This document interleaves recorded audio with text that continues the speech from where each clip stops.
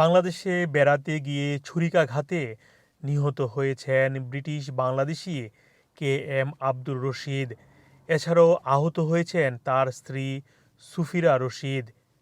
ঘটনাটি ঘটেছে রাজধানী ঢাকার পুরাতন ধানমন্ডি এলাকায়।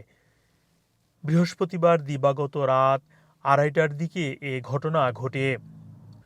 পরিবার ও পুলিশের সূত্র বলছে, এই দম্পতি যুক্তরাজ্য থেকে গত সেপ্টেম্বর মাসে বাংলাদেশে বেড়াতে এসেছিলেন। ধানমন্ডির 5তলা ভবনের 2য় তলায় তারা থাকতেন।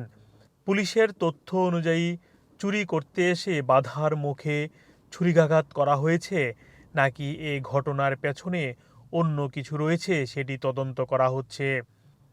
ওই বিল্ডিংয়ের একজন ভাড়াটিয়া বলেছেন, রাত 2:30টার দিকে চিৎকার শুনে তিনি নিচে নেমে আসেন। রক্তাক্ত অবস্থায় পড়ে আছেন বাড়ির মালিক, তার স্ত্রীও আহত হয়েছেন।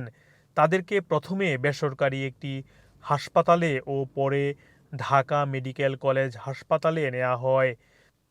ভোরবেলায় আব্দুর রশিদকে মৃত ঘোষণা করে doctor. Mohammad Abdul Hannan, 2A news, যুক্তরাজ্য।